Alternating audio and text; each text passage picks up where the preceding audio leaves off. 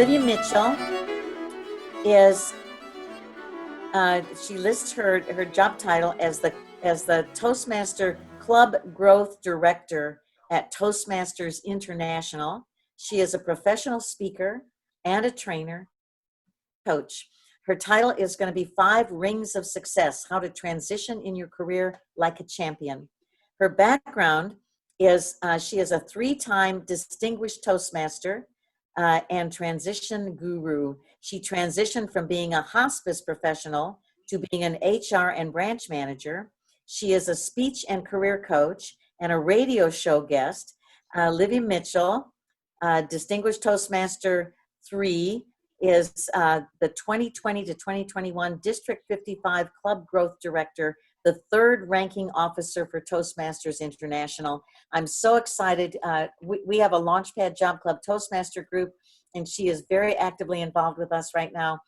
And you will not hear any uhs, ums, ers, likes, so's in this presentation. I guarantee it, but I'm not counting. Livya Mitchell. Hello, everyone. I hope that you're having a wonderful Friday. Oh, Kathy, I love you so much, and thank you for welcoming me.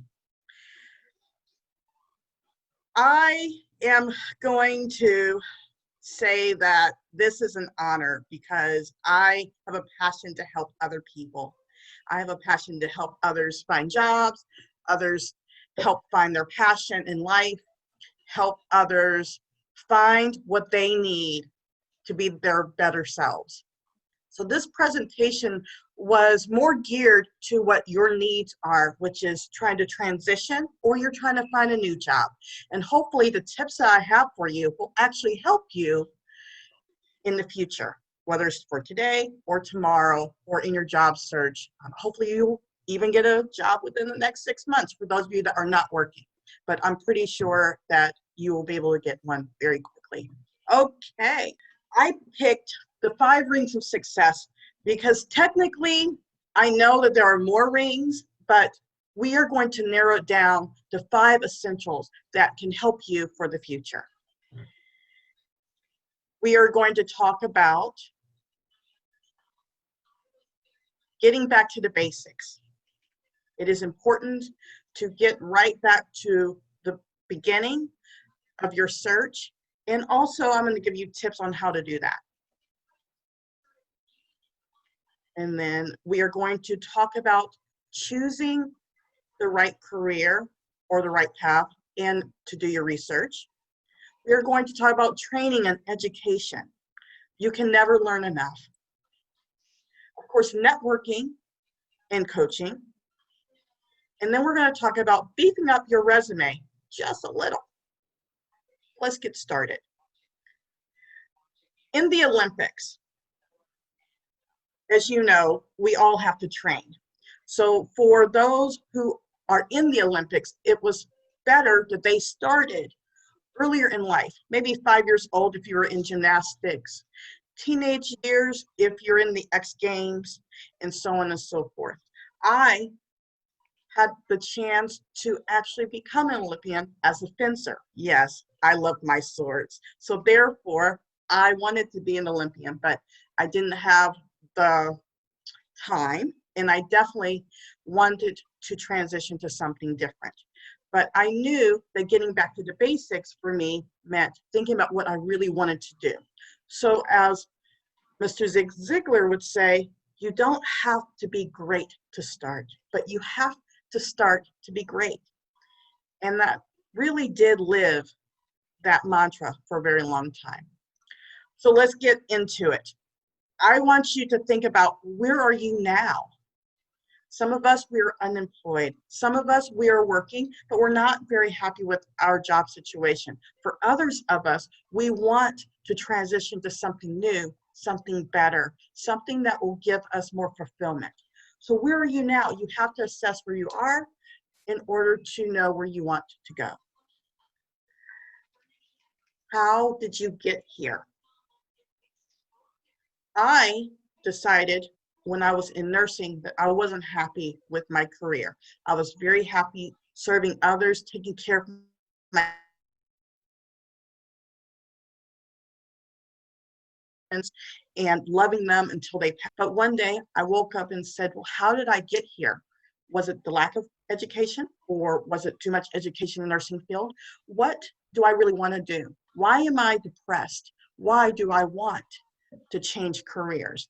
And so I had to realize, where am I and where do I want to be? So the next step is, how did I get here?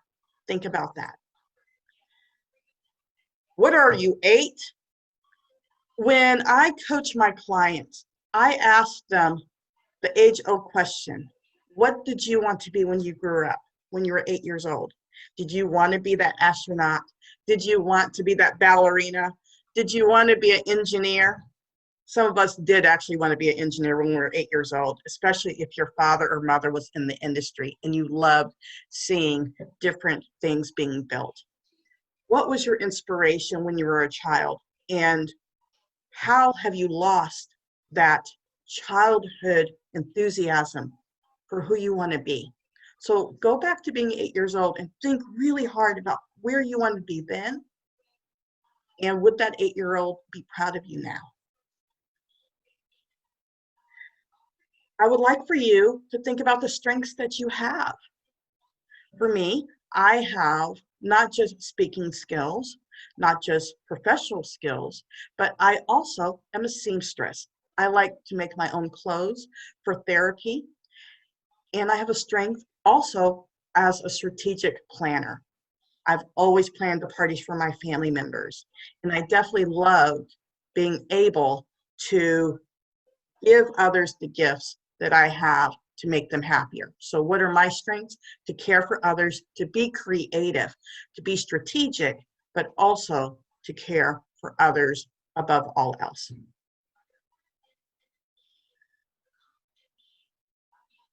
And what do we need to improve upon? How should I explain this in a different way? Strength Finder is one of the books I actually coach my clients in. And what I tell them is that it is better that you improve your strength than just your weakness. But if you are a doctor or you're an accountant, you have to go through more education in order to keep your license or to be upfront. I have to admit, to be upfront, to make sure that you keep your job. Training is involved all the time. So how can you improve your skill in order to be promoted? That's the best way to explain that one. Choose and research. Choose a job you love, and you will never have to work a day in your life, Confucius. I absolutely love this quote because I was in nursing for a very long time, almost 20 years. I was in the hospice and elderly care sector, and I loved taking care of people until I decided to change careers. But I did love what I did, and I chose to do that because I had the opportunity to take care of those that were very sick at a very young age. So I had the chance to choose, and I researched what I had to do that. First step, choose your industry. It is imperative that you don't choose 1, 2, 3 industries that you want to get into. Try to focus on the one industry that you like to work in. Would you like to be in the nonprofit sector? Would you like to be in the medical field? Would you like to stay in engineering? Would you like to be in arts? Maybe you are thinking that you want to be a teacher. I have a friend recently that I spoke to yesterday. Actually, he's on my team in Club Growth. He mentioned that he wanted to get out of being an engineer and he wanted to start teaching. He's actually going to go ahead and research more on the industry of being a teacher in the city of Austin. Research companies. This is a key. When you research someone's trying to get in. Okay, when you research different companies, you'll get a better understanding of what these companies are looking for an employee. I call it a new family member into the family circuit, but still for that company, you would like to research that. And then we have follow the industry leaders. When you decide that you want to be a teacher, are you going to go to someone that is in customer service? Probably not. I have a friend who was actually one of my teachers named Rick Gross, and he has been one of my dearest friends. He was actually one of the groomsmen in my wedding. When I thought of being a teacher, I went to him and I asked him, what does it take to be a teacher? And he actually gave me the framework of how he was a successful teacher for almost 40 years. He was definitely a leader, and he could have been a principal. If he chose to do so, he would have not been able to teach his students that he loved so much, but he still also did the research for his environment. But he definitely was a leader in the industry of education, and I've learned a lot from him. That would be an example. Find out the skills needed. We just talked about how some of you can get your certifications as project managers. If you have not done that before, but you've done different facets or different skills to be a project manager, but you still need your certification, it is good to know and research those skills needed so you can thus get those certifications. Mentorship. Mentorship is key. It's not just a buddy system, but having a mentor will help propel you in your career. There are many mentors that I've had. If it wasn't for the past district governor in Georgia, Cindy Cannon, I would have been a recruiter for as long as I had been. When I decided to transition from nursing, I called her and I asked her, what do you exactly do for a living? I would like to help people find jobs. What does that look like? And she has been my mentor for 15 years. I still talk to her. I actually texted her this morning to let her know that I was doing this presentation. Having a mentor doesn't mean having someone in your life to help guide you for only 6 months. Your relationship can last for decades. It's very good for everyone's career. Now we are talking about training and education. Train with passion. That is Emily Batty, and she was a mountain biker. Certifications. Later on in this presentation, I will show you some of my education and some of my certifications, but I believe that we should be constant learners. And in order to do that, it is very much encouraged by me and probably others in this room to get more certifications and to get more education in general. You can never stop learning something new in order to be more relevant in your industry that you've chosen. College courses. I have many college courses, but we will talk about my education experience very soon. College courses, that could be continuing education. For those of us who are in the insurance sector, we have to make sure that we renew our license every year or 2 years, depending upon the state. That requires us to go to continuing education, sometimes at a college or sometimes at a private school to do so. But courses can help propel you in your career also. Internship. I would have put apprenticeship also, but in this day and age, we have internships.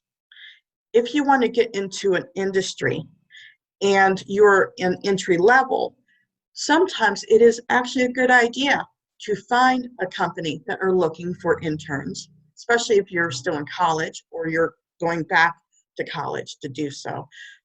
To take time in the summer to learn a little more and to work a little more in a particular company that is aligned with the industry that you've chosen. Apprenticeship is definitely a age-old concept, but to me, I believe that partnering and being mentored by another person so that they can show you the ropes of what they do for a living is a great way to learn. Some of us learn education-wise, some of us learn by doing.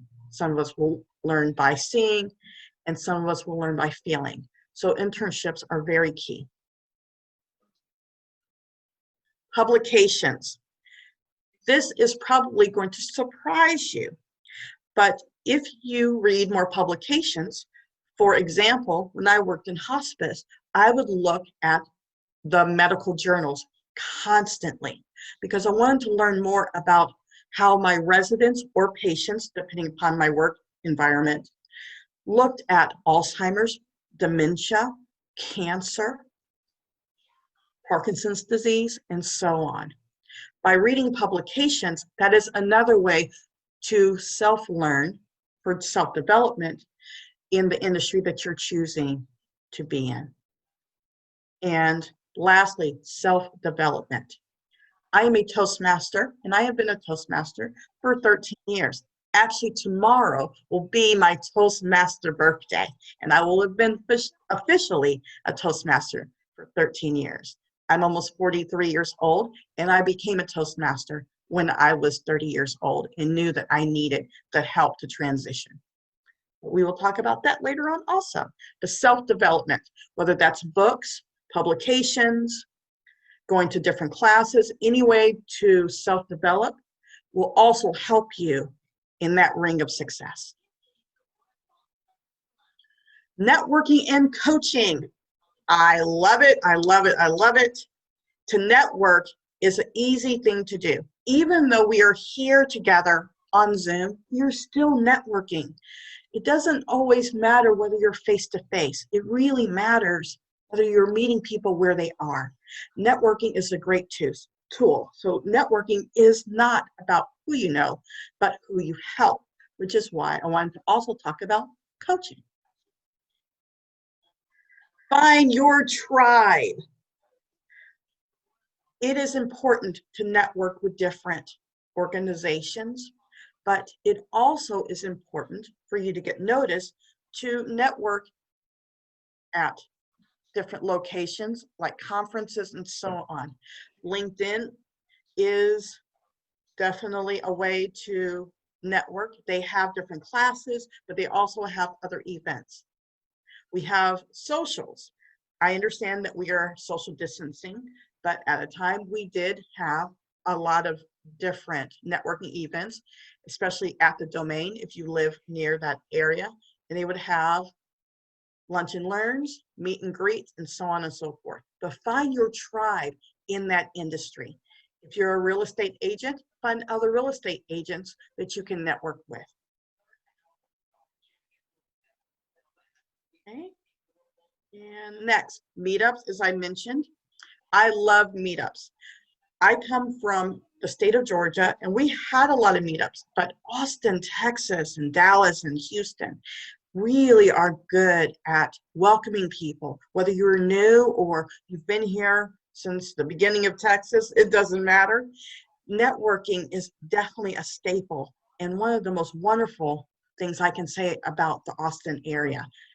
Going to the meetups, networking and all that, very welcoming, but also that's another way that you will be successful in finding a job. You never know who your next friend will be. Conferences and events. I had mentioned this earlier. One way is for me, for an example, are conferences for the medical. I would go to conferences with other doctors, nurses, certified nursing assistants, practitioners when it came to Alzheimer's and elderly care. When we were dealing with hospice and death rates and how to take care of your members when they're about to die, working with those who are social workers, chaplains, conferences were very key for me in my development. Different events. It is amazing who you will meet if you just go to even a concert. You never know who the person next to you is that might be your new boss. So make friends, network. The buddy system. We do this a lot in Toastmasters, but when I became a certified nursing assistant, which when I was in high school, we were allowed to take technical classes, and nursing was one of them for me. I buddied up with a friend named Elizabeth, And we decided from high school that we would try to go to school together and we would build our careers together. I have changed different industry, but she has become the director of nursing because I buddied with her. Once I told her I was changing industries, she still helped me with either my math or my English classes, my history classes. We still worked together, even though we had changed industries. We were still each other's buddies to develop our skills and also to be better employees, but better people in general. So I have her to thank for that. And then, of course, lastly, get a coach. Mentor and coaching, those are two different things. As far as the mentors are with you for a very long time, and they are helping you with the longer, the bigger picture. Not exactly just the finish line, but past that, to the next games, to the next time that you want to be a champion. They can stick with you. A coach, though, our job is to help you get to one of your goals or a few of your goals. It's very different, very different. But I do that for a living and I love to coach people, but it allows me to help you find what you're looking for that time. But having a mentor, that person will stay with you for life. Let's talk about beefing up your resume. This is a quote from me. You are an expert, and I believe that. Everything you do in life can be added to your resume. You just need to pick what is important. That's what I tell my coaching clients, and that's definitely what I tell my employees when I was in management and a branch manager in a recruiting firm. We'll talk a little more about that. Your resume. It is a good idea to have a second set of eyes on your resume.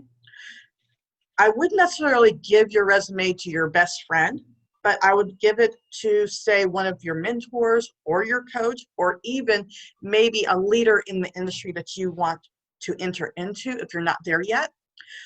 What would that help? Well, if that leader looks at the resume and says, hey, actually, I would be more than likely looking for this type of skill. Do you have these skills? Then that will be a good addition to your resume.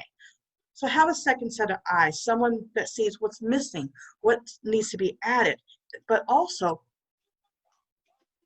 technically tell you what you've already done well.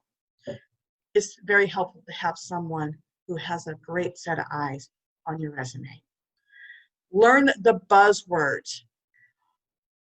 Lots of us that are recruiters, we're looking for different words. So if I'm looking for someone that is in accounting, but I'm looking for someone who has skills as accounts payable, I want to know if they've learned about their general ledger, or do they have skills in actually collecting money? What about the budget? Do they know how to receive the money, not just give money out? There are a lot of different skills I'm looking for in an accountant, but those would be mainly the skills. What about the end of month reports? Do they know how to do the end of the year reports? Are they a certified public accountant?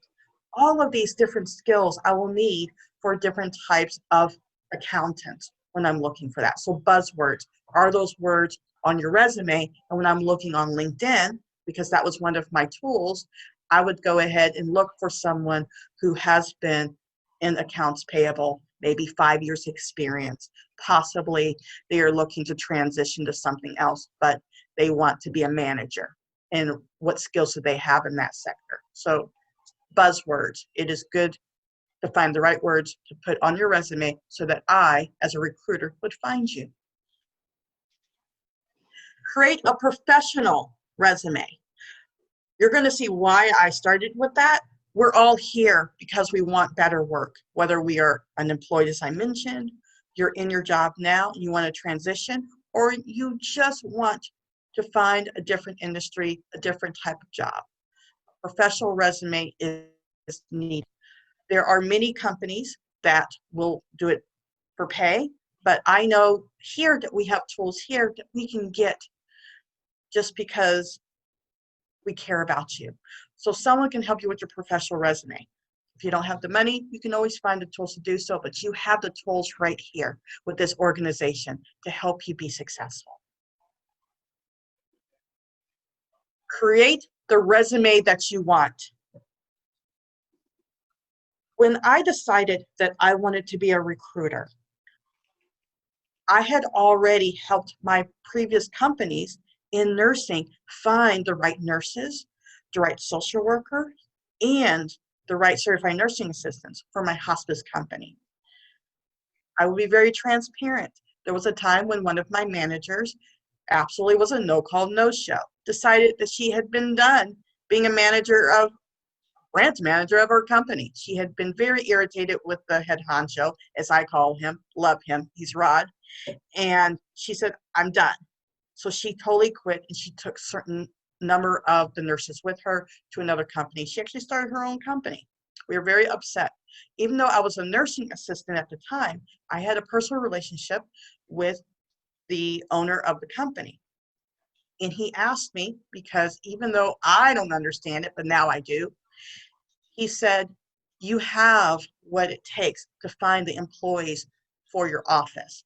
I will give you extra pay if you will do this. I know that you're only a nursing assistant, but I believe that you have the skills to do so. So I found new social worker, I found new nurses, I found new certified nursing assistants. I even found a new chaplain, and that is how I found my new best friend, Valerie Delaney, Reverend Valerie Delaney in Georgia, and that's what happened when we worked for Hospice Advantage.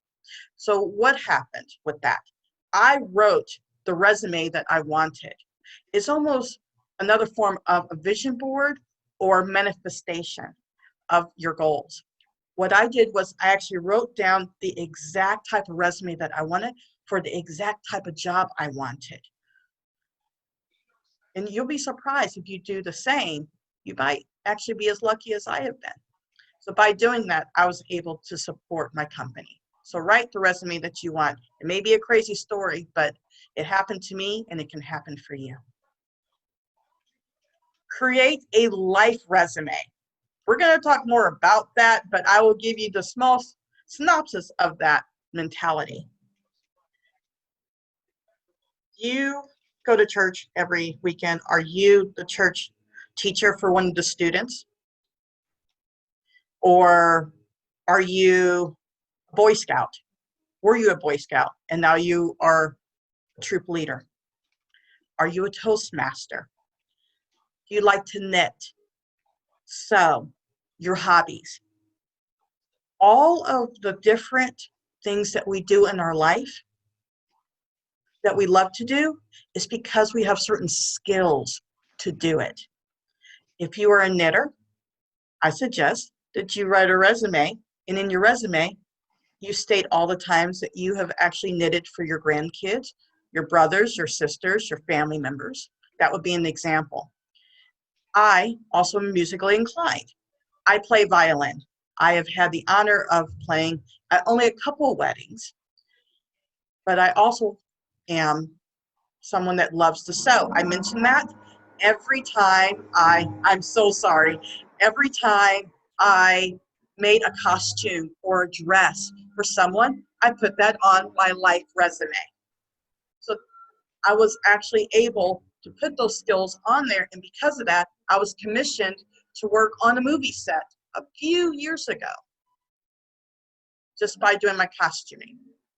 So that is an example of your life resume. What have you done for a living, and how can you put that on a resume for those skills to find what you're looking for? Toastmasters. This is part of my Toastmaster resume and my professional experience. I'm not going to go through this because I'm sure you can read this, but when I was running for Club Growth Director, we have to campaign. And what I did was I copied and pasted my resume, my Toastmaster resume. And one of the reasons why they voted for me is because of my Toastmaster leadership.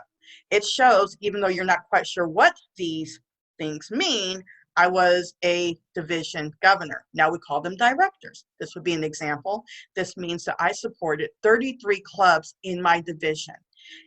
And with the criteria of success, I was select distinguished, which meant that I didn't lose any clubs. And if I did lose a club or a chapter, I gained those and I broke even, but also the clubs were distinguished or better. They met their educational goals.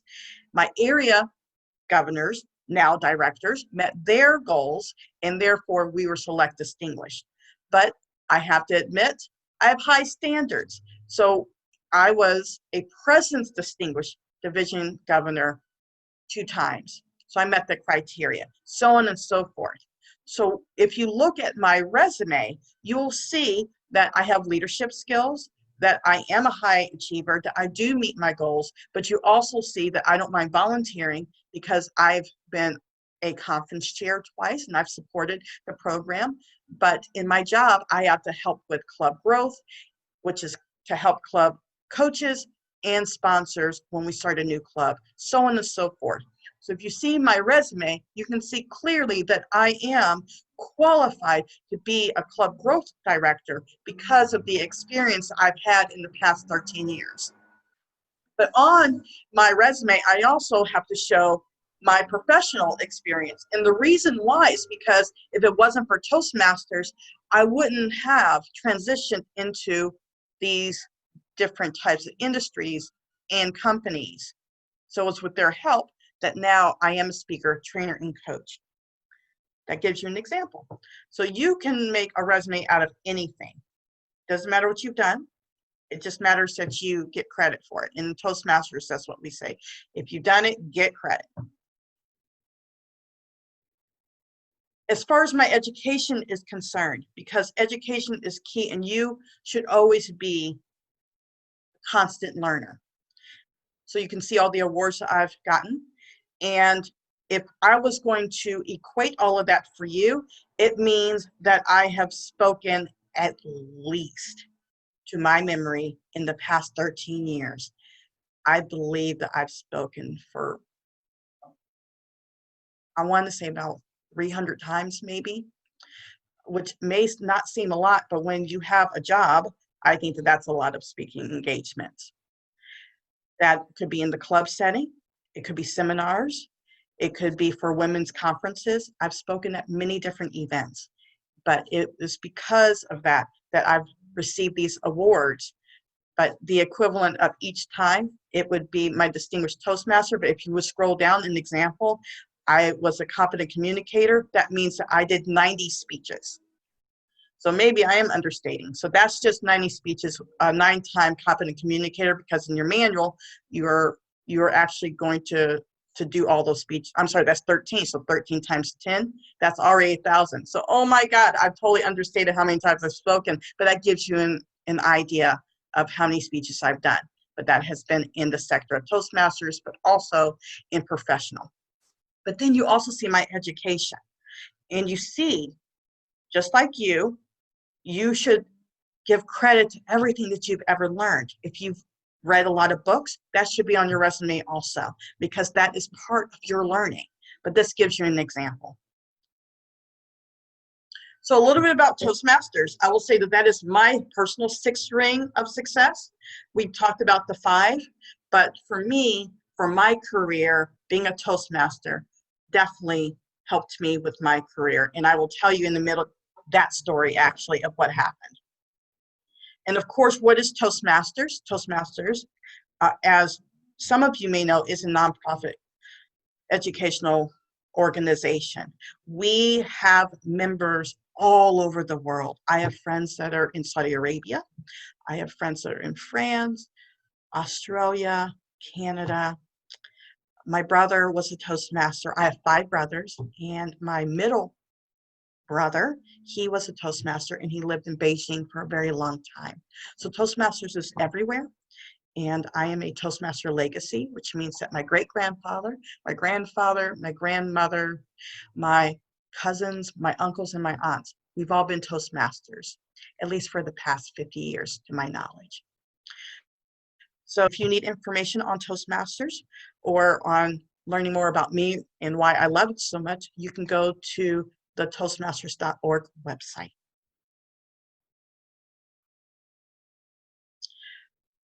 So before I ask for questions, just in case we have time to do so, we're going to review. Getting back to the basics is one of my core objectives always when I am not sure about myself. So to get back to the basics is it's key. I always go back to, would that 8-year-old be proud of me? Am I where I want to be? Am I doing what I should be doing? What is my current situation? But more than anything, will that 8-year-old be proud of the 43-year-old Livya? Choose one industry. They say that it's great to diversify when it comes to finances, but it's really not a good idea when you need to choose one industry to focus on. The more you focus on that industry, the better you'll be and more of an expert that you will be. But do your research first. Training and education it should have been number one in the ring. Education and training is key because it allows us to constantly stay on the pulse of whatever industry that we choose. Networking and coaching is important. Get yourself out there. Some of us are introverts. I am not an introvert. I admit it. I think you could probably tell if you were in front of me, you could feel my energy. I love being around people, and it is hard for me to be speaking to you in only my apartment. But I know that I'm talking to all of you, and even though you're in your homes in a safe place, I know that networking and coaching is key, and I'm happy to have met all of you. Beef up your resume. It is important that you get credit for everything that you've done. It is key that you get credit. So beef it up. Find those buzzwords. Find out from the leaders what they're looking for and what they would hire you for. Find out those buzzwords. But also, if you have a hobby, you should have a resume for everything you've done in that hobby. You'll be surprised how it will help you in the future.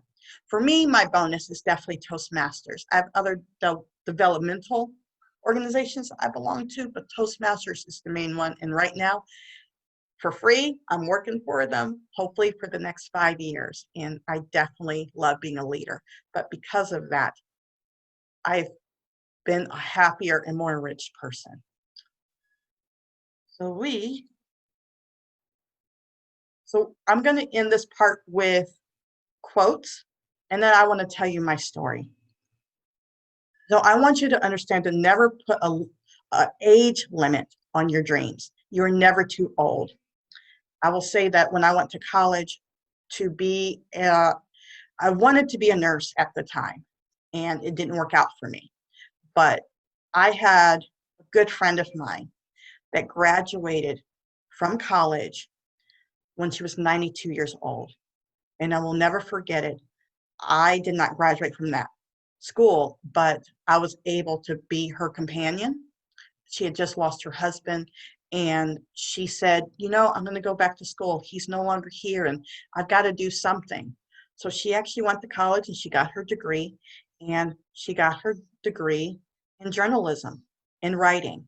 It really made me happy. But to be with her when she had a dream of being a college-educated young lady, especially coming from the time that she was in, especially from World War I, World War II, this was important to her. So it's never too late. And of course, failure. Oh boy, what can I say about that? You're never a failure. You're not. It's just a life lesson, everyone. So failure I can live with, but not trying is what I can't handle. You don't fail if you don't keep on trying. And I know that it actually sounded wrong, but you don't fail unless you don't keep on trying. But think about that. You've got to keep on doing what you need to do. When I was a child, My father was a Marine, and we were in a military base in Kentucky. It was important that my mother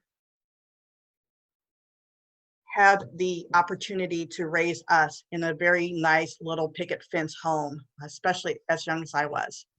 I was only four, yeah, I was almost 4 years old. And I had a best friend named Susie. And Susie would come over. I'm a military brat, I admit it. So that means that I didn't have Barbies, I had G.I. Joes, I had Etch a Sketch. I like to build things. Technically, I like to break things and then put them back together. And that was my thing when I was only 3.5 years old. So my friend knocks on my door and she says, will you play with me? I said, sure. You know, she plays Barbie. She's my best friend. I like her. I love her. It's great. And I go next door and I said, well, where's your mommy? And she says, oh, well, mommy's been sleeping all day and she won't wake up. She said, but help me wake up mommy. So when I went to that bedroom and I felt her skin, she didn't feel right. And I knew what had happened. So I ran back to my mother and I told my mother, mommy, she's here, but she's not here. Mommy, she's here, but she's not here. I didn't know the word for death, but I knew something was wrong. What I did was I took my friend in the backyard, we played Barbies, my mom called my father, and of course, my friend's father, because they were in the military together, and they went ahead and they did what they had to do. Ambulance came, it was horrible for her, but she didn't know what was going on. When my mother and my father asked me to come back into the house later on for dinner, I'm crying. And I keep on saying, I never want them to be alone. I never want them to be alone. I never want them to be alone. My mother was horrified. My father thought it was funny because he knew then that I knew that I wanted to help people and that I didn't want them to die alone. So that was that was a big moment for me, that I knew that I wanted to be in nursing. After being part of the nursing field for a very long time, my grandmother owned a nursing home and assisted living. I have many different family members that were coroners in nursing, they were doctors, and I have been raised in that industry, plus being a military child. So I understood the word for us is the way of honor, and I live by that code to this day. When I decided not to be a nurse anymore or in nursing, I had an epiphany that I had had enough. It wasn't a breakdown, but I just knew I have more to give. I'm about 30 years old. It's kind of time that I move on. So for me, you saw a little bit of my background. I've had different types of education. I thought I was going to be a nutritionist. I went to an unaccredited school. Actually, they lost their accreditation. But I was so devastated that I went straight to my friend Cindy Cannon and said, I need you to help me. So what I did was, I knew what I wanted to do. I knew that at that point, I had taken care of a lot of patients and a lot of people. And I was grateful to have the opportunity to save lives, but also help people to the next. At that time, I knew that I still needed to do a transition. So that was another reason why I joined TOASTMASTERS, is to be around those that were more positive, that helped me. Cindy mentored me, so I learned under her. I actually worked for free because I didn't want to get paid. I wanted to understand how to look at a resume. I wanted to look at how to help others find jobs. While I did that, I became a life coach, and I've done so many different other things, but I did my research. But I made the decision that it was time to make a change. In my life, I have been certified nursing assistant. I've worked in customer service, call center. I have been an insurance agent. I have been a nutritionist coach. I have done so many things. I'm a recruiter. When I work for a company as a contractor, I only do contract work for recruiting companies because my passion is really coaching, speaking, and training. So I have my own company. But the point is that I did what I needed to do. So what about you? We all all wondering what tomorrow's going to look like. But I'm asking you to think about what gives you passion and go ahead and follow that passion to your end goal. And that is a few ways that you will make it and you will become a champion in your own industry. So I am going to go ahead and stop this presentation. And we are going to ask questions real quick. So I'm looking at the time, and are we out of time, everyone? Oh, no. We're not? Please take questions. Kathy will, if you guys will put them in the chat bar, Kathy will feed them to Livya. Great. And then after we're done with that, then I have a few closing remarks, but I wanted to get your questions first before I keep on going. So any questions?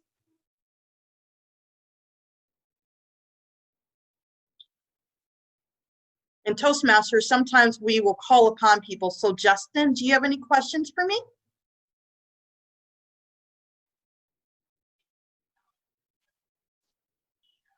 Not particularly, but everything you said sounds great. Okay, wonderful. What about you, Rachel?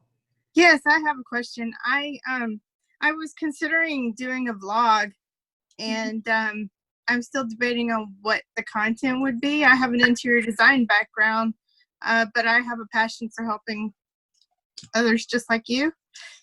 And I was just wondering if you had any suggestions on how to practice or how to prepare for something like that.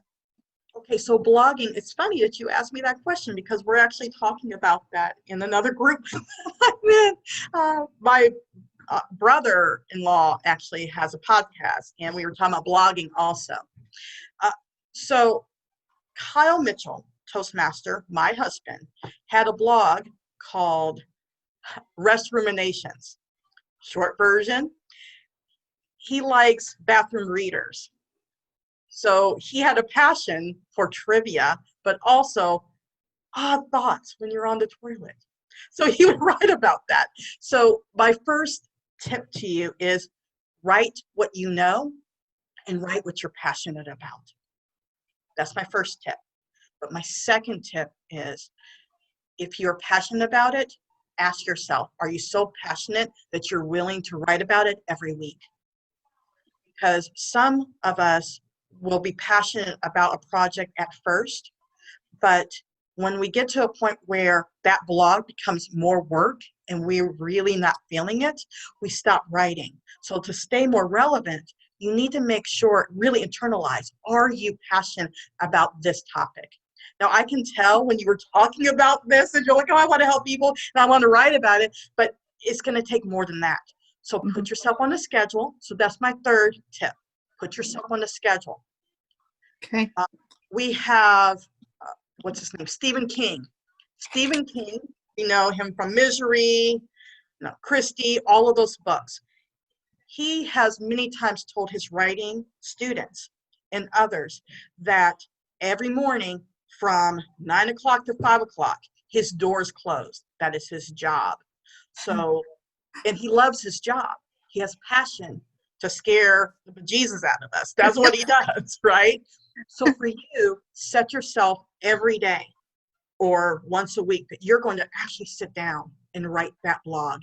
Make it not just your job, make it your passion, but know that every word that you write is going to help another person, and that will keep that momentum. I hope that that was helpful. Yeah, that was. Thank you. Okay, so what else can I see? Hey, I wanted to ask you how you do the Toastmasters clicker digitally, and Sergeant at Arms at a Toastmasters group. So nice to meet you. Love your vigor. I am trying to pivot in either title and or industry right now. So I've already reached out to you because I really am inspired by you. Thank you so much. The clicker, you know, it's funny you mention that because there are other clubs that despise the clicker. It drives them batty. It really does. One of the clubs I belong to, which I still am a member of a Toastmasters club in Georgia, even though I belong to 5 clubs in Austin, Texas, they will have, for them, they don't want to distract the speaker. So what they do in the background is, if they have a table topics or an evaluator, they will just verbally say ding, ding. So they use their voice. Or they will have a background every time, and they will have ding on the background.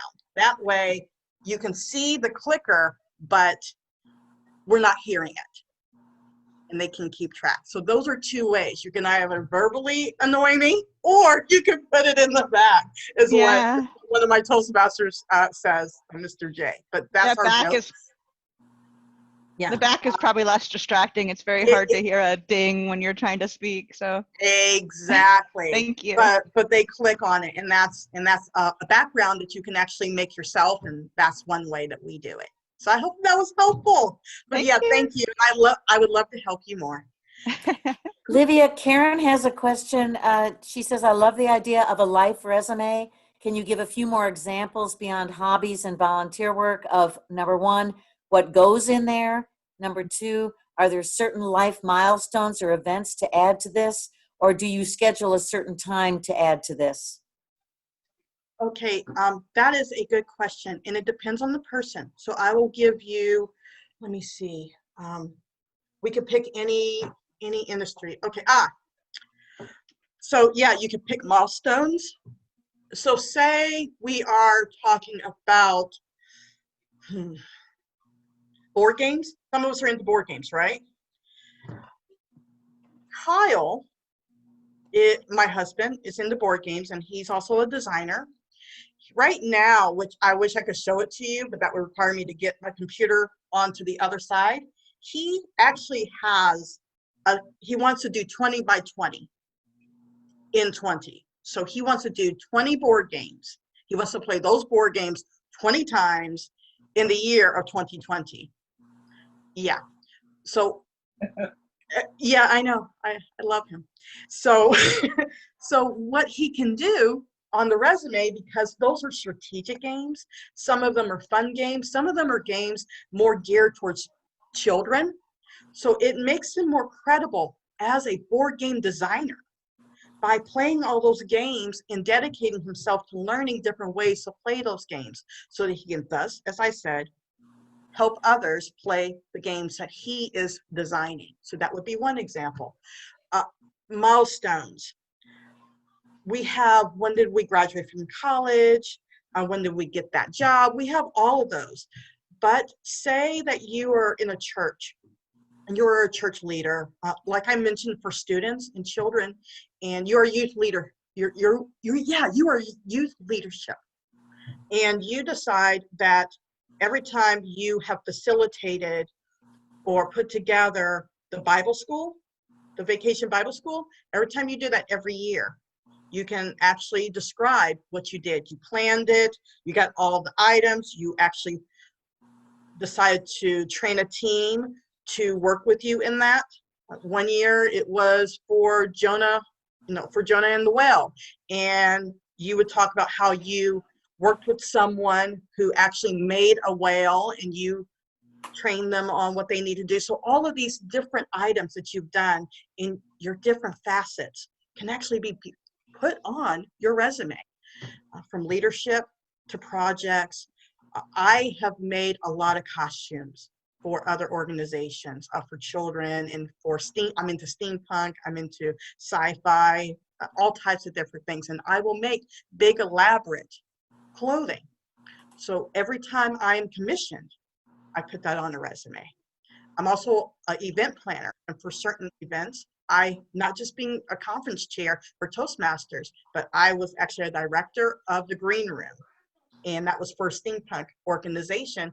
And so I made this elaborate event for all of these members for one full weekend, and it was like a lounge. So everything I did, from knowing who to find as a cook, to the events that we had, finding waiters, finding waitresses, having a